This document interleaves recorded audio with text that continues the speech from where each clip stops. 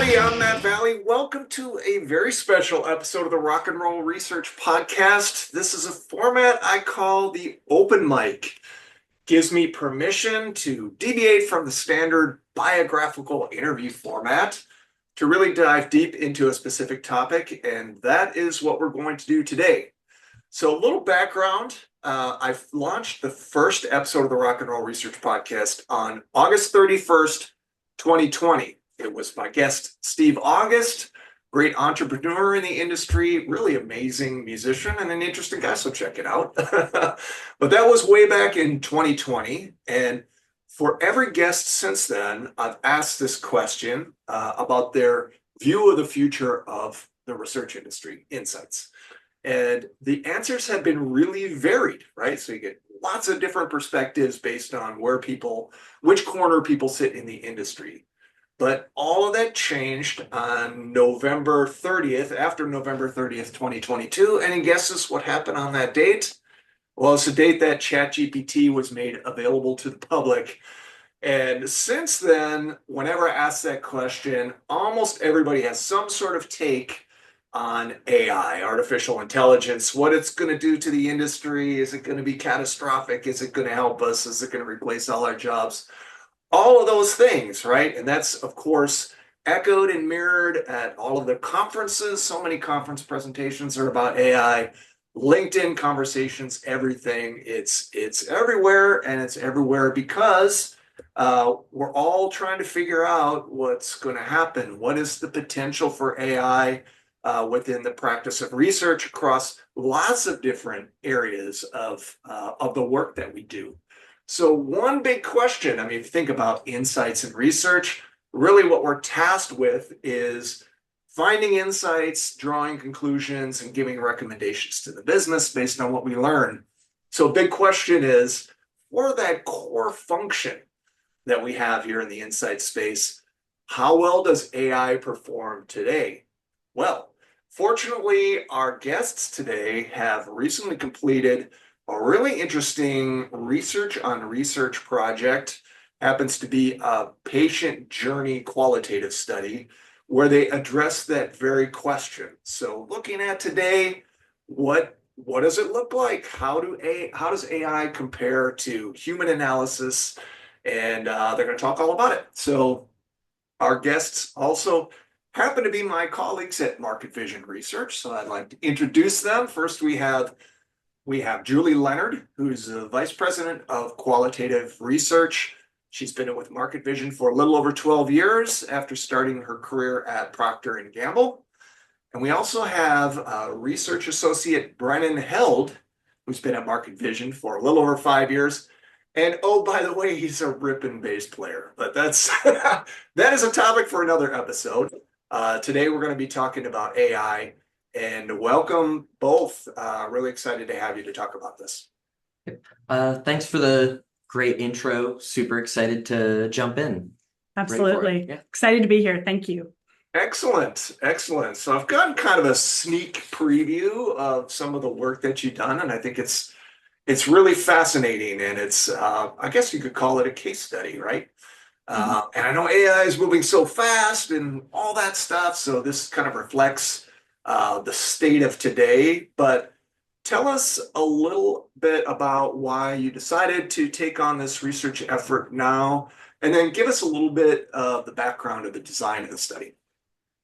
Yeah, absolutely. So we think it's important as researchers to be using the best tools, like you said. That's how you get to the best insights, depth of detail, and as a function of that, we had been we'd gone to multiple conferences where they had discussed AI. It's been the hot topic, like you said, Sure. multiple times. And we've had multiple different AI platforms come to us and propose trials using their platform and making claims like, oh, it'll speed up your reporting time by so much.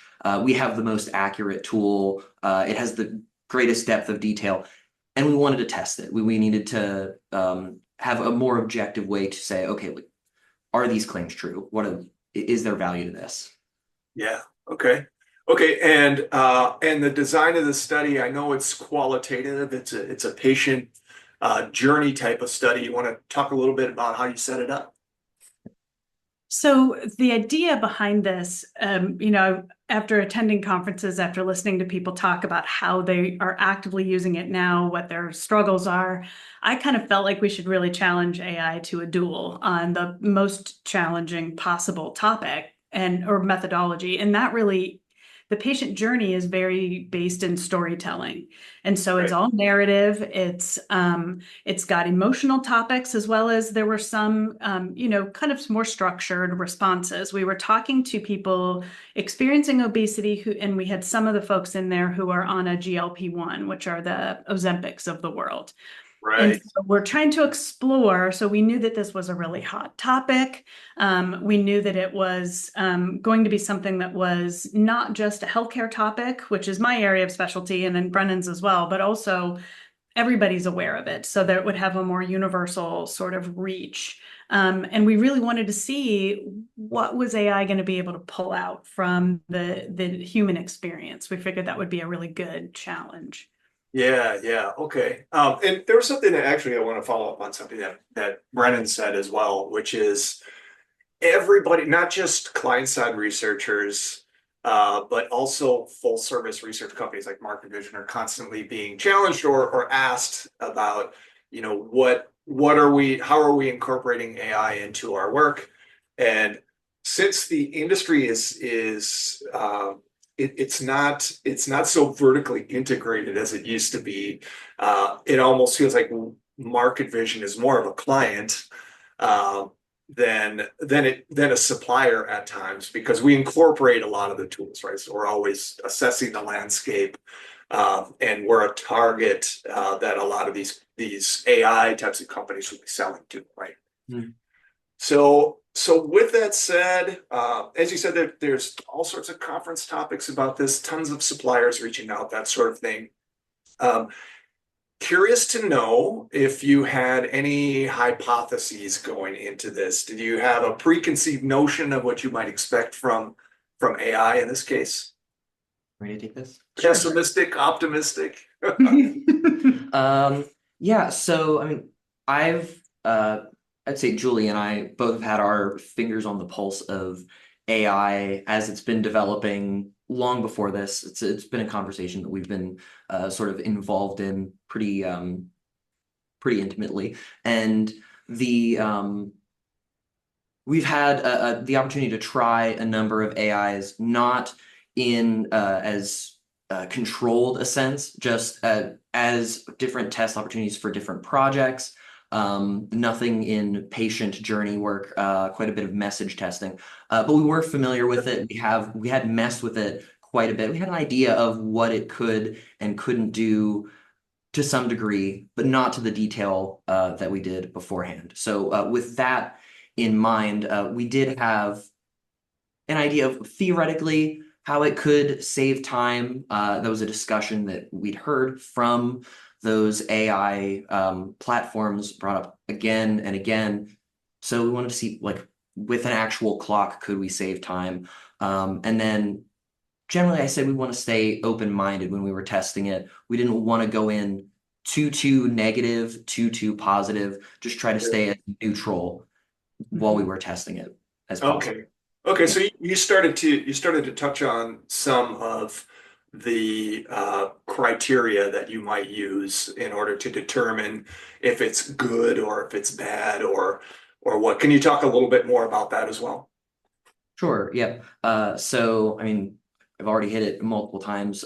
We want to track how much time could it theoretically save with reporting, depth of detail and accuracy of detail. And part of that is it getting all of the core insights? And then also there's this constant conversation in AI around hallucinations and making up facts. And we wanted to try to measure how frequently that was happening, because if someone is relying on an AI for their insights, that's really going to pollute the whole pool. And then the other thing that was more of a personal feel is going to be just ease of use. How much do I actually enjoy the process of using it, putting in the information, seeing what I get out of it? Sure. Okay, so let's set up this research a little bit. So you mentioned it's qualitative. Can you speak a little bit to what that looks like? Is it IDIs, focus groups, how we did that, and maybe a little bit about what the specific AI tools are that we're using for this analysis? Okay, so the first piece of this was the patient journey interviews themselves. And so it was a global study, so everything was done in what we refer to as a WIDI, which is an online IDI. So individual depth interview with web enhanced. And so we had a conversation with people who have the diagnosis of obesity, or they had a specific BMI calculation that we had to meet. And then certain portion of them were on a GLP-1 or had experience with Ozempic or something in that category, and others did not.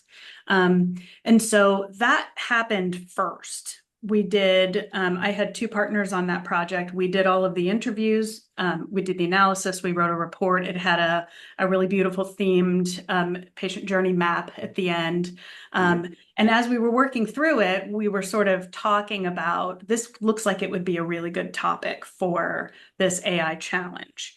And so that discussion started. And when Brennan came into it, essentially we kept him from as engaging his researcher brain as much as we possibly could. So he was given the audio to upload into the AI platforms, but was not to listen to it or read through the transcripts himself, because you start analyzing as you're looking, right? So we had to sort of block that out. And then we finished our report to the client, and then we stripped it down and gave him kind of essentially an outline in slides, so that he had the topic areas, he knew our client's objectives. Okay. In reality, if you were a researcher using AI as a tool, it would probably be one of us who had lived the research, done the interviews. We would have a lot of this in our brain already, and the AI would enhance it. So we're acknowledging upfront this was a little bit of a different way of approaching it that we know isn't real in the research world, but we were trying to isolate the AI as much as possible and see what could Brennan pull out as a researcher, but not someone who was connected into the interviews themselves. Okay, got it. Got it. Cool. And is it ChatGPT, or I mean, what tools are you leveraging for this? Yep. So we have had the opportunity to test a number of tools, and we picked two that are different styles. One that is a chat generative AI and one that is a report generative AI. Both of these specifically targeted toward the market research industry. Because we have found that trying to use non-specialized tools, you don't get the same level of detail, and the reporting isn't organized in a way that is as valuable. Okay. All right, super helpful. So let's start with the good stuff, right? So if you're to think about what you've learned thus far, where have you been impressed? What has AI done well? Okay, sure. So as she said, I went through the shell, I had the objectives, and I created essentially an entire report based exclusively off of the insights that I was able to pull from querying the different AIs. And I generally found that accuracy and depth of detail was pretty good. I gave her my completed report. Julie and I went through it together with their human-made report side by side, and we went topic by topic and said, okay, how many insights did we have for this topic? How many insights did the AI give us for this topic? Do they line up? And we found that, I'd say 95% of the time, they were pretty on point, actually. There was a good level of accuracy, and what really impressed us more than anything was the fact that not only was that for fact-based claims, so a question like, okay, what different diets were mentioned over the course of the research? It could say, okay, these were the diets that were mentioned. But it also did a good job of gleaning insights as they relate to emotional aspects, something along the lines of, how did it feel to grow up with obesity? What was the impact on your self-confidence? That sort of stuff that is more Sure. affective. It was able to report on that actually pretty accurately, and we were happily surprised with Mhm. that. I think that was probably the big highlight. Mhm. I'd say one of the other major things that I'd really like to point out is that as it was giving us the insights, this is true for both the chat and the report generative AI, it presented the insights in respondents' own words, which gave it a humanness, a connectedness that we thought would come off as more sterile. Right. If we're talking about our hypotheses, we thought it would be more, it would feel like it was written by AI in that aspect, and it frequently was able to give us decent verbatims that we were happy with. So we appreciated that. Right. One of the things in qualitative research that's so important is that the respondent's voice comes through. Right. And you don't want to summarize using industry language or words that are not reflective of what people actually said, because that's in helping to inform potential marketing and communications. They want the words that the humans in the study used. And so it's Sure. really important that it's capturing those and not giving it kind of a summary word that the AI chose that isn't reflective of that. So that was great. I did want to mention that the two AI packages we used are both closed.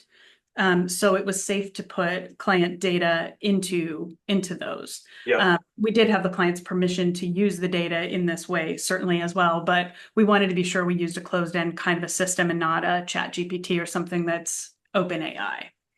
Right. Yeah. The other thing that we noticed was there in the patient journey map, we try to give our client the steps involved in a map of the experience. Mhm. And the way that the AI laid it out was a little bit different than the way we as humans had laid it out. And in truth, we probably would have stayed with the way we did it because later in the map, there were two paths and they intersected, and then it was pretty consistent going from there. Okay. But the AI laid it out in three sections. And so, for example, we had identified there were people whose obesity journey began in childhood, and they were the fat kid. They'd relayed these stories of being bullied and how hard that was, comparing themselves to all their peers. And then there were other people who had something occur later in life, either in their late teens, early 20s, or into adulthood at some stage that shifted everything. So they had described their early life as athletic and thin, and I could eat whatever I wanted. And now suddenly we're into this new world where everything's more of a struggle. Right. That group, the struggle was either triggered by a change in their lifestyle. So going off to college, drinking too much, no longer exercising as much, getting a job that was very sedentary, even some people with retirement. Or it was a medical physical thing, Right. having a baby, having an injury of some kind or an illness that restricted exercise or activity. So we lumped the two life shifts together, and the lifelong people were in one group. And the way the AI laid it out was the lifelong group, and then it gave the other two as separate. And the real advantage to that was just giving us a different framework and another way to think about it. We may not have chosen to use that, but it was nice to have different perspective. It's like a different pair of eyes kind of looking at that framework. Yeah, sure. That's really interesting. And Brennan, I know what you're talking about when you were saying you thought you might see something that would read like AI. I think we've all kind of established an ability to kind of suss that out sometimes, where you just know. If someone were to hand that to you and say, "Hey, this was from your colleague," would that have been credible, or did the detector still go off for you? Oh, yeah, absolutely. So if I were to take the insights that the AI had given to me, well, particularly with the chat generated, it was not given in a sense that I would want to just copy it and stick it on a slide. And we Right. can get into that in some of the some of the areas where it fell short in the upcoming conversation. But I think the point that I really was trying to make was just that it did at least highlight sections that said these are respondents' own words, and you might want to use these. These would be Got it. good Yeah. flavor text to throw into your conversation. Okay. One little idea that I'd like to tack onto what Julie was saying on that, how it brought up a sort of a new ideation or a new framework to look at the data. As we're looking at the different, as we were looking at the different benefits of the AI, I felt like the two that I had mentioned, getting good verbatims and high accuracy of detail, I think they're nice. You need them, but they don't feel like value adds to me. I felt like that framework, changing it up, the ability to force the researcher to look at the data in a new way, that was a value add to me because it was it feasibly could change the final product, what the report would look like. Got it. Got it. Okay. So that's a good segue. So you started to talk about some limitations. So where did you see it really falling short? Yeah, absolutely. So I think the biggest thing was just it became a time sink. It gives a Ah, lot of information. The depth of detail is great, but it's very unorganized. And as a researcher, I had just had to sit there and sift through paragraphs and paragraphs, queries and queries to actually get to the important threads. I could ask it one question, it would give me 12 bullets where two bullets would do. You began talking about the different patient journeys that we had produced, and that was one of the areas where we saw this the most. The human-made patient journey that was put together by our colleagues was one continuous strand with a few branches of how experience is differentiated, but a person could look at it and intuitively know what was going on. right. When I put together the patient journeys with the AIs, it had three different possible paths and they would like weave in and out. And Yeah. with my the time that I sat there and like really spent some time understanding it, it made sense. Right. It was correct, but also it was messy and complex and not something that I would ever want to put in front of a client because they'd be like, Sure. good heavens, what did you just hand us? So I think that was probably the most frustrating aspect of using both of these AIs was just how disorganized and how Yeah. it was like drinking from a fire hose Yeah, with you need information. AI to speed up the interpretation of AI. You really did. Right, right. That's actually really counterintuitive, right? Because it feels like everything that we heard is like, okay, the immediate impact is going to be, hey, we're going to knock 80% off of every task. Everything's going to become so much faster and easier. But it sounds like you're saying that there were some credible elements of the analysis, but oh my God, this just did not save me any time at all. Right? Mm. Right. Yeah. Well, I mean, as you know, how often when we have these outrageously large sample sizes, 80 patients, you end up with, oh, two patients said this, three patients said this. And it's like, Right. okay, that is technically true. That is detail at some level, but is that a pattern or something that I think is worth reporting? Sure. No.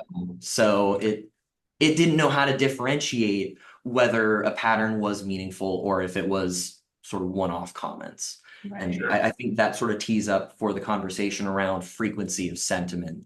It had a hard time understanding how often an idea was presented. You could explicitly ask it, okay, how many patients gave this response or expressed this thought?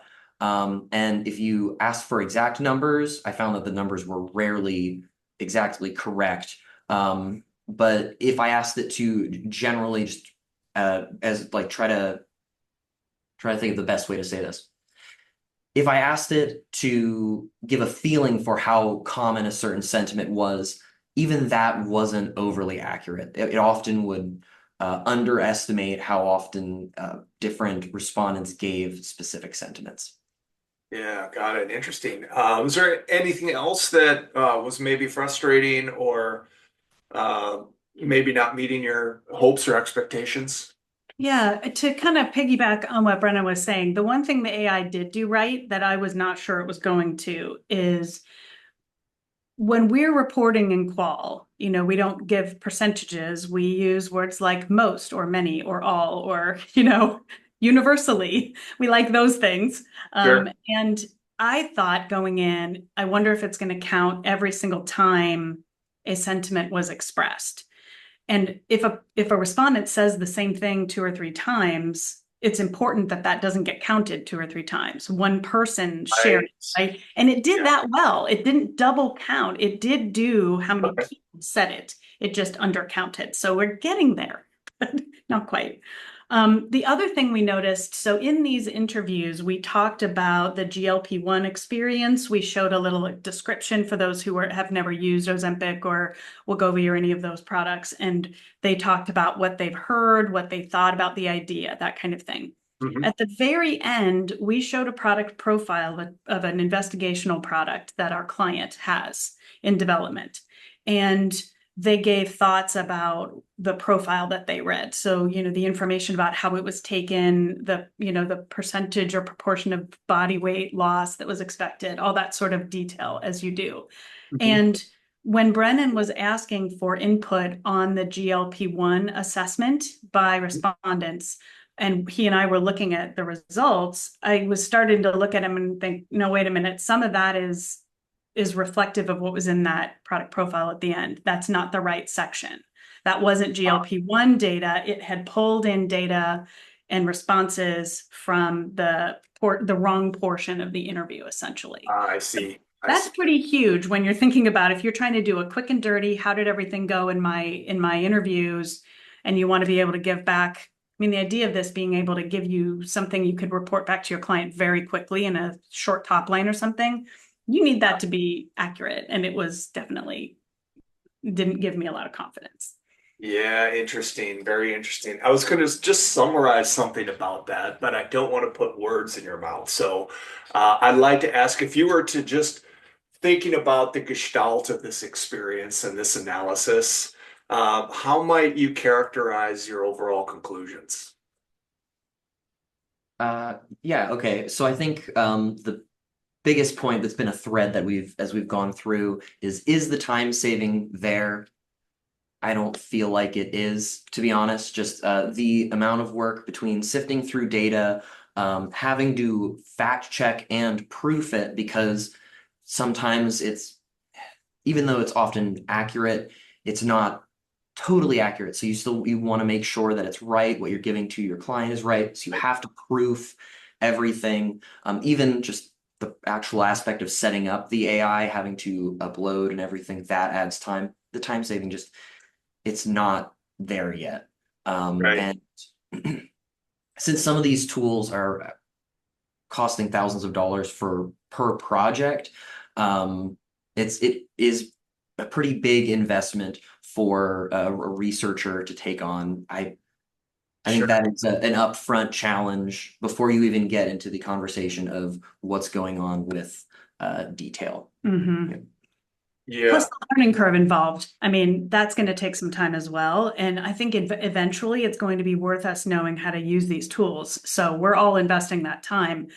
But if someone were coming into this without knowing how to use the tools as well, that's a pretty big hill to climb. Now, here's just kind of a theoretical question that just came to mind. I'm just curious. So if someone were to really run fast and loose and say, I want to save as much time as possible, I may end up with something that's kind of wacky, but I'm willing to take on the risk. Could they theoretically save that sort of promised time of like 80% if they're just letting it roll? I don't know if you would get 80%, but if you literally just wanted to throw in your questions, copy what it gives you and paste it into a PowerPoint, you could, I guess. Like I said, the accuracy would be there. It would feel disorganized. There would be a little much for the client. But the general idea would be there. I think the biggest like flag on the play for me would just be you're making the client do the work then of interpreting. And on top of that, they're going to read it and they're going to go, okay, this was clearly written by AI. This is not going to pass any Right. kind of muster. Yeah. Right. Our Okay. job too is not just reporting what we heard from respondents. It's the so what part of it, the Right. how it connects to their business objectives, what we think, what we might recommend that they do, hurdles they're going to have to be prepared or objections they're going to have to be ready to go over. You're not going to, I don't think you're going to get that from AI, certainly not anywhere in the near term. Yeah. Yeah. Okay. That, by the way, that was a theoretical question, nothing that I'm advocating for. So. All right. So, speaking for myself, I certainly have clients that have been asking lots of questions about AI. Everything from, hey, my manager says I need to start exploring this so that we can save some money or whatever, or we have to be doing this, to really kind of a directive. I spoke with an insights leader recently who said, if you're not implementing AI into everything that you're doing, then we don't want to talk to you, right? Of course, MarketVision, we are really spending a lot of time working through this and getting it right. But I'm curious to know what advice you might give to a client side researcher who's been tasked with exploring this space. You want to go? Sure. I think in looking at the way that the report style output AIs, one in particular that I've talked with some of their development team, and the idea of putting all of your questions, knowing what all your queries are going to be, and putting them all into one bulk thing and sending it to the AI, and then it sends you back a report is great. You get it all back at one time. But the problem with not being able to iterate in that process is if you get it and you think, oh, shoot, I should have asked the AI to do it this way, or I have another question. Now you've got to redo the whole thing. Sure. So a number of them, and the developers I was talking with, I said, you really need, if you're going to leave this as your format, you need to at least have the ability to then build on that report and ask it, okay, great, can you give that back to me with this formatting or in this tone or organized in a certain way, split these things up, because you don't always think of everything. And if you have to go back and do it, that just feels really frustrating. Right, right. Yeah, and that's really interesting because if I think about how the reporting or analysis style has changed over time in the insight space, it has become a lot more iterative. So when you're describing the, get everything in there up front and blast it through, it's sort of at odds with the way things have kind of gone. Right. But are you saying that you could work potentially iteratively with AI and achieve maybe a better result? Do you want to speak to how the chat piece works? Yeah. So, like we said, we worked with two different AIs, the report and then a chat-based AI. The chat-based AI would feel very similar if you're familiar with ChatGPT. So you could have a conversation with it, probe it, and when it would give you a response to whatever your query was, you could ask it questions about either going into depth or you could ask it about how it arrived at those answers. And I found that actually very enlightening because it helped to direct then my future querying so that I could go down more fruitful paths or change how I was querying it so that I could get to the insights that I was trying to get to. And I found that so much more valuable than just the wall of questions that I had to send to the report-based AI and then getting a wall of answers back. And it felt like the old days of snail mail where you're just like sending a letter, hoping you get a letter back that has the things that you're trying to get, and then going and mostly there. Right. Yeah. Another thing that I noticed in looking at the output, so while it, as we said, it did a really good job of reflecting back what respondents said, but as an AI, didn't understand how things were connected when different language was used. So, for example, we had the idea of yo-yo dieting. That came up, multiple people used that phrase. So it did come up in the results as something that was a theme. However, it was completely universal among our respondents. And it did not come up that way by the AI because many people used other phrasing. So they would say, I was able to lose weight, but I couldn't keep it off. I gained it all back. Those are different expressions that all say the same thing. My weight is going up and down. But it didn't get reflected in that way. So it really minimized certain things. And despite the fact that it used their words, it also did tend to just very factually report things that, thinking about using the AI writing, the writing style did not hit the emotional note that it needed when it was talking about some people got bullied as kids. So they started into this sort of cycle of, well, I'm not welcome to participate in these sports activities because I'm too heavy and I don't run fast enough. So now I'm going to choose more sedentary activities. I'm going to soothe my emotions by eating. And those kinds of experiences created this sort of cycle of now you've gained more weight. Now it's making all these things harder. And none of that came across in the AI. So it's got the reflection, but it is very just the facts, ma'am, and it doesn't have the ability to make those connections. And the thing that I keep hearing at conferences is this idea that down the road, you'll be able to get a report at the click of a button, and it's going to give you all of this. I don't know how long it's going to be before AI can really make those kind of human language and sentiment connections and report them out in a way that is meaningful the way that we humans do. They also talk at these conferences like at some point, we're not even going to have human moderators anymore. And I remember thinking at one conference, this just reminds me of calling Walgreens or, you're on the line trying to get your prescription refilled. And it's in misinterpreting what you're saying and you're just screaming, representative. I have been there. Can you imagine? And I no disrespect to Walgreens, but you get the same thing with any of these bot-based discussion things. I cannot imagine in some of these deeply personal topics not having someone empathetic on the other end, listening and responding and providing some feedback to you that, I'm so sorry you're going through that, or, oh, that must have been difficult, or just, speaking into the void essentially with a robot answering you. I just don't know whether you're going to get the same depth that you get when a person feels encouraged to open up, they will share more. And that relies on that human connection. And I'm not convinced that a bot is going to get us there. Right. So a couple follow-up questions, or maybe an observation.